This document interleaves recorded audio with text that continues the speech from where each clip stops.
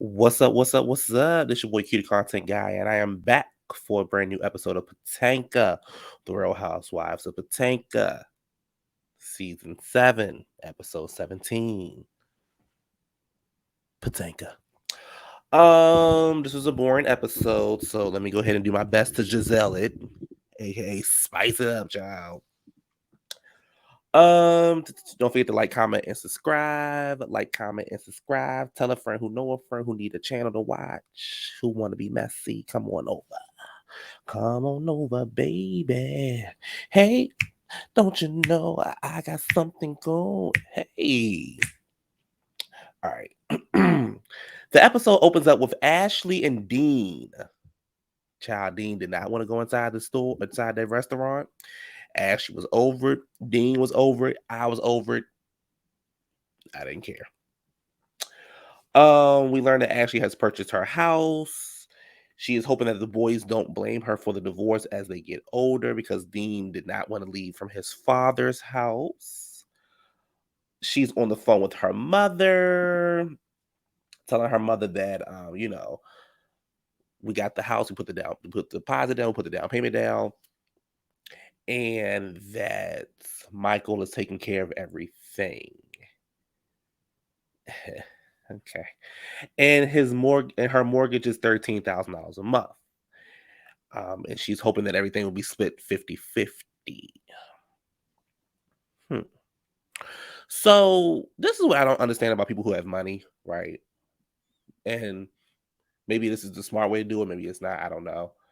But I figure if Michael got millions and millions of dollars in the bank, why not just buy the house where she doesn't have to worry about a mortgage?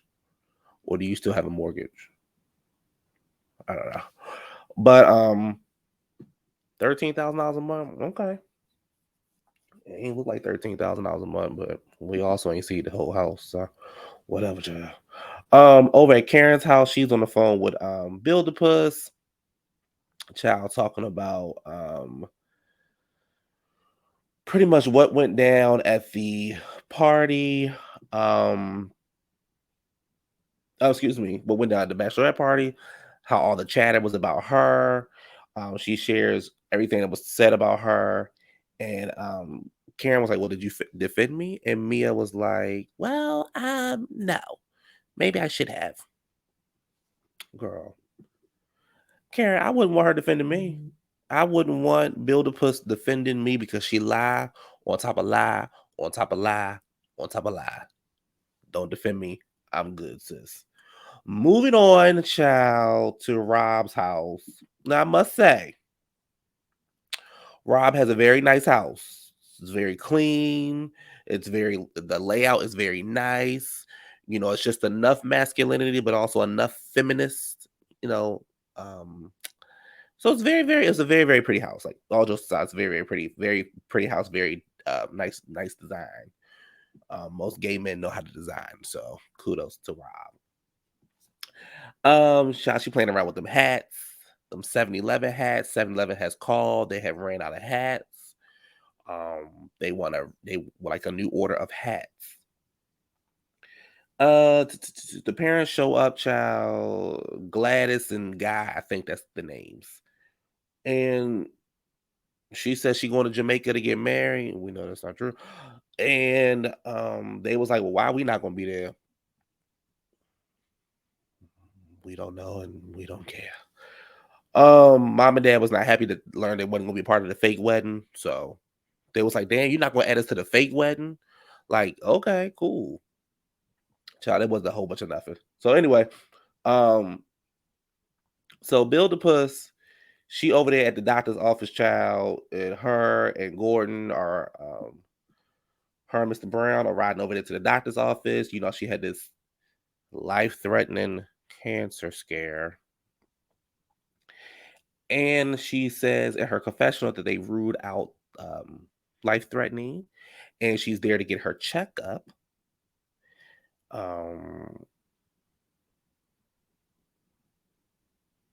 Mia, what I say? Mia has something that starts. Oh, so the doctor comes in and Mia has something that starts with the S. Apparently it's the same disease that Bernie Mac had for about 25 years before his untimely passing.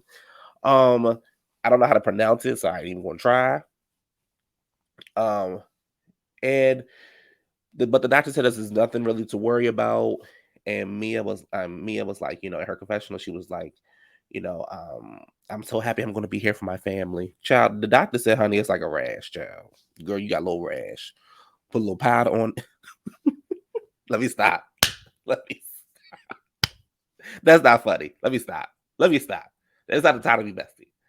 Put a little rock, little cream on there, girl. A little baby powder, girl. That little diaper rash you got, girl. Get rid of that. You be good to go, honey. I don't wear them panties too tight. You be good to go, girl. You always got to put powder between your by your lady parts. Keep it fresh. So she says life goes on, child. But like I said, honey, it's a rash, girl. So whatever. Wendy and Cam. Oh, well, I skipped over. Gizzard. Water ankles and her daughter are having ice cream. She brings up the guy that she went on a date with. Child, they looking at her like, oh, okay, hey, hey. She says she has to have surgery on her lady parts. Child, the girls don't. I don't know what they learned at school because they ain't know what was what. She looking at them like, girl, what? Luckily the oldest daughter was there to help out a little bit. And it was just a cute, fun scene. It's always good to see her with her girls. And it was just a fun scene. So kudos to them for that. She wasn't being messy in that scene. Wendy and Karen are on the phone. Karen tells Wendy what happens and how Mia didn't defend her. Child, that was the gist of that. It wasn't really nothing. Child, when they said they wasn't fooling with Wendy this season. Oh, okay. Because child, Wendy girl, we didn't see you, honey. It's the day of Candiace video release, pre-deluxe video shoot, something.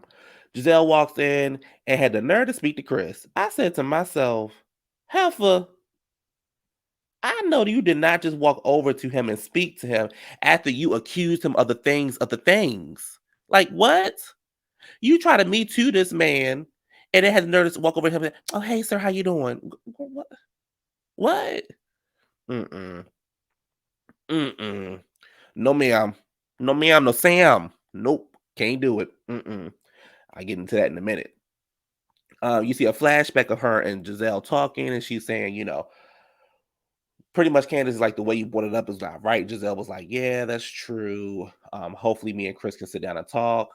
And Candiace says, I'm sure he'll be open to that, something along those lines.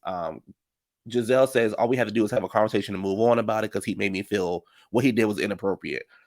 I said, okay, girl. Chris, in his confessional with Candiace was like, I ain't apologizing for shit because I ain't do nothing wrong. So it is what it is.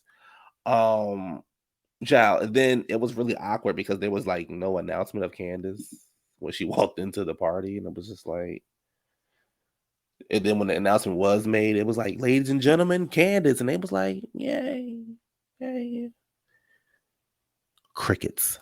But Candiace looked really pretty in this picture. She also looks really pretty in this picture. Um, yeah. So yeah. Karen walks into the room, honey, and Sleepy C mood changes, child. Her whole mood changed. She couldn't deal.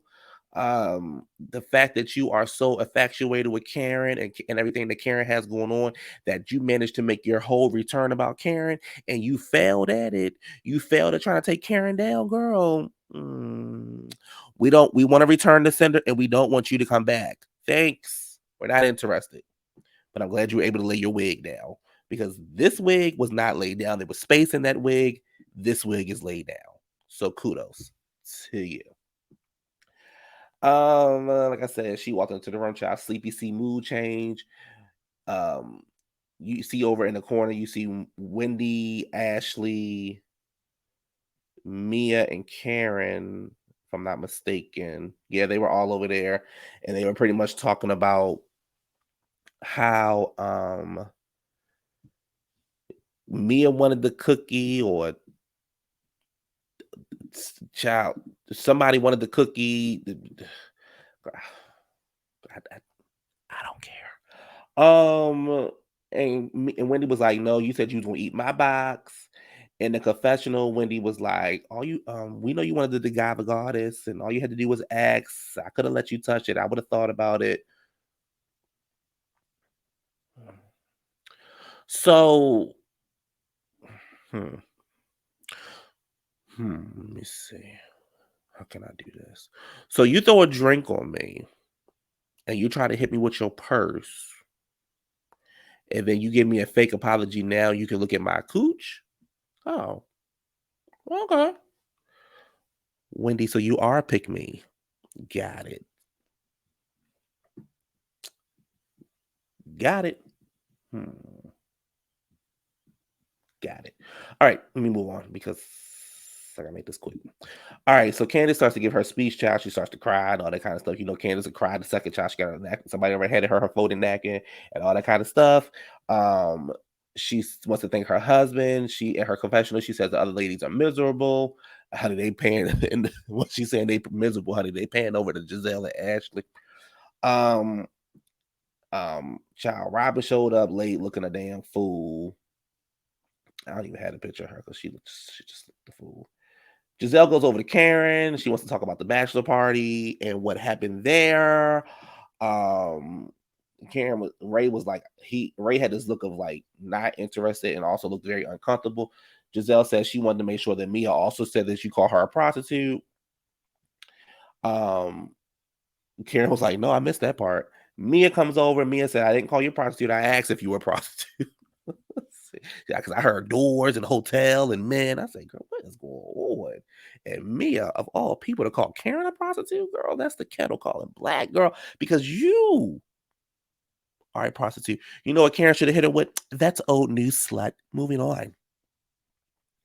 Um, Karen said, "Honey, the Lord has been good to me. I've never had to sell anything, and I'll let you know if I do." I said, "All right, checkmate." Child. So then as she starts talking to Karen, talking about, well, it's people around the neighborhood who were saying certain things and they were saying this and they were saying that. And hold on, let me take this phone call, y'all. I'm not redoing this video.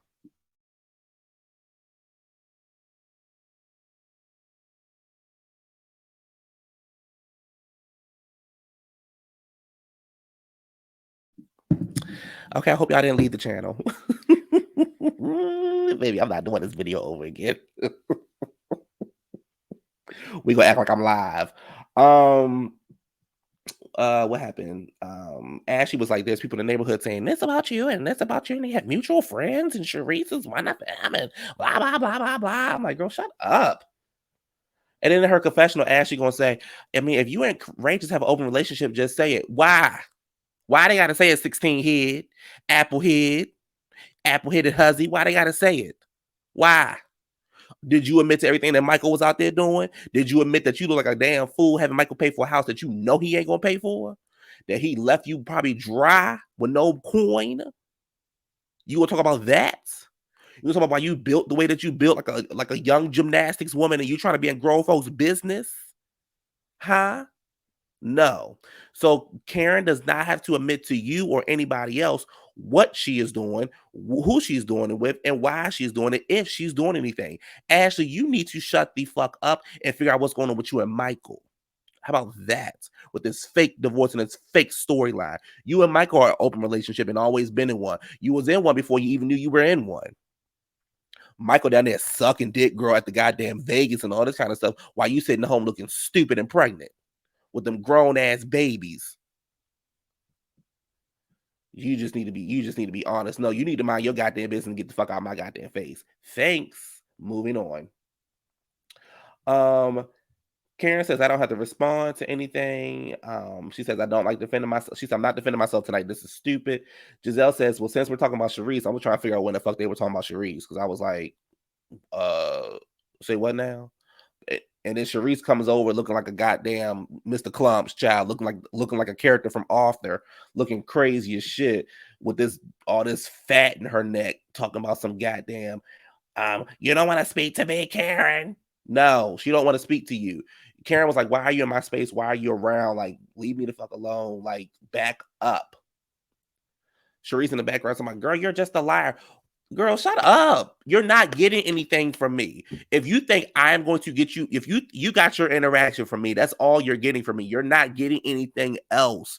But you need to get a colonic. You need to get a new wig. You need to figure out why you're living in Baltimore in that townhouse, girl, and why you still wearing them late ass fashions. You need to figure out why them shoulders are so broad. And for anybody who don't like the way I go in on Charrisse, don't come back to my channel because I'm always going to read Big Reese. Reese Poo, Sleepy Face, Arthur, Lunch Lady, Charrisse. That's what she's always going to be. Those are her names. Those are her pronouns. Her pronouns are Lunch Lady, Sleepy C, Big Reese, Broad Shoulders, and Reese Poo. Those are her pronouns. I don't like this. This is ghetto. We don't have time for it. You came back on the show, and all you did was focus on Karen. You didn't focus on anything else. You took the weight off of Water Ankle shoulders and Rob's shoulders and thought you were going to get something out of Karen. Meanwhile, all y'all dirt is coming out. Girl, bye. And Ashley, I have not said anything about you all season. But I'm gonna need you in all 16 inches of your forehead to go and sit down somewhere. Karen, as I've already said this, I'm gonna say it again, does not need to explain herself to you.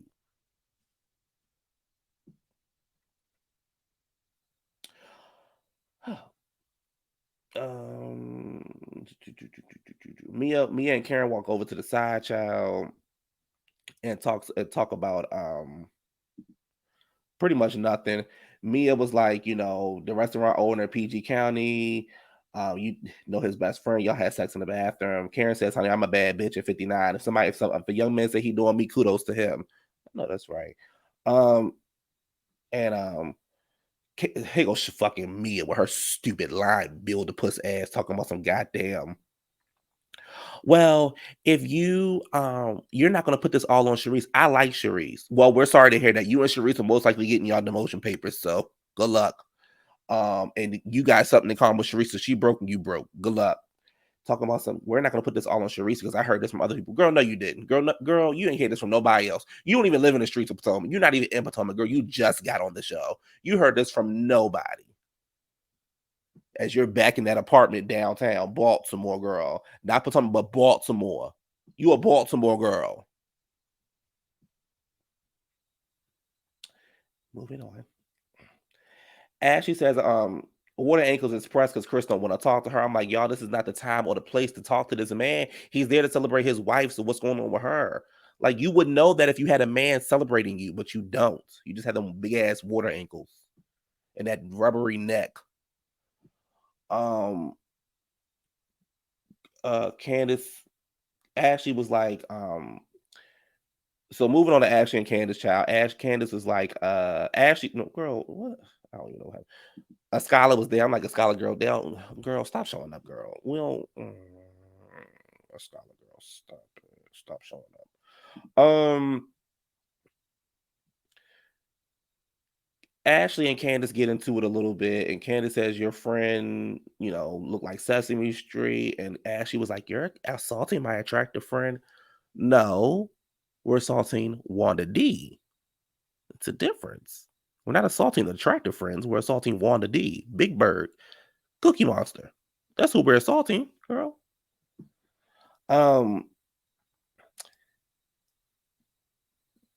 Candiace say something about a twinkle. Oh, girl, whatever.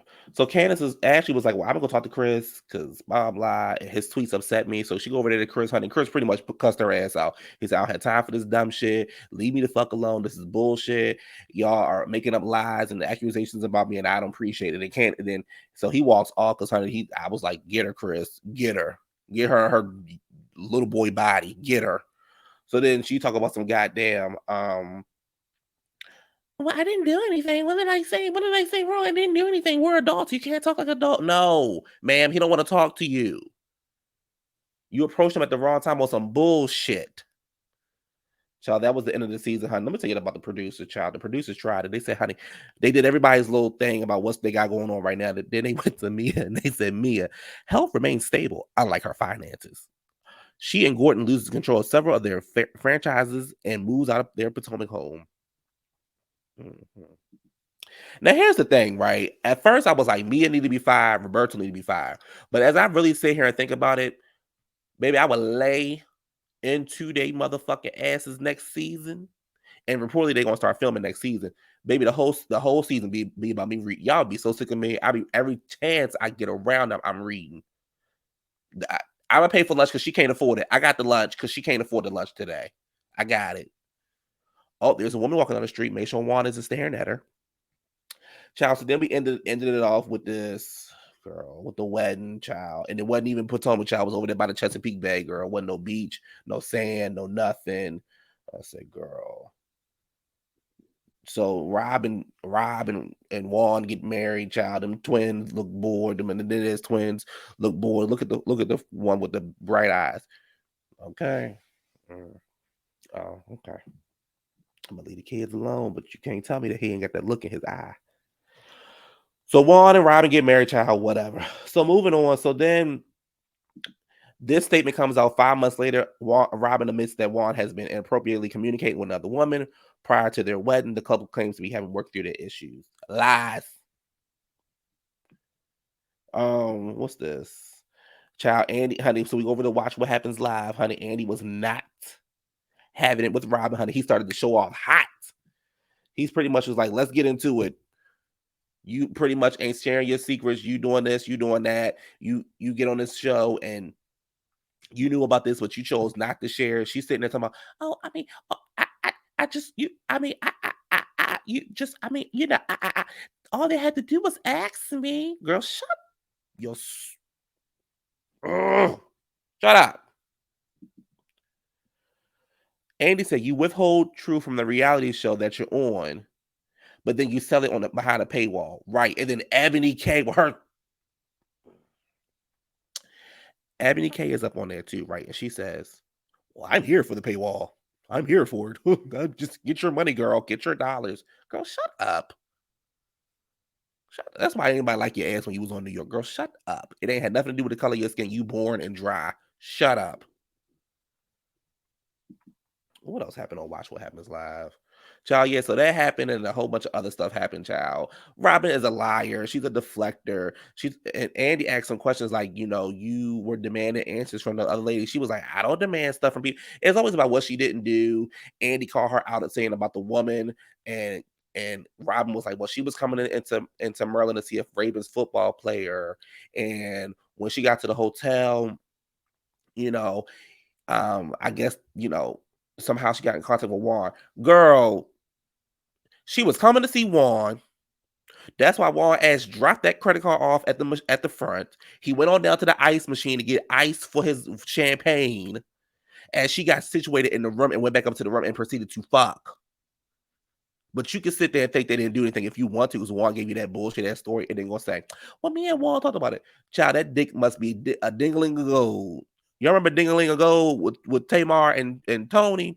That's what Juan has. He has a dingling of gold.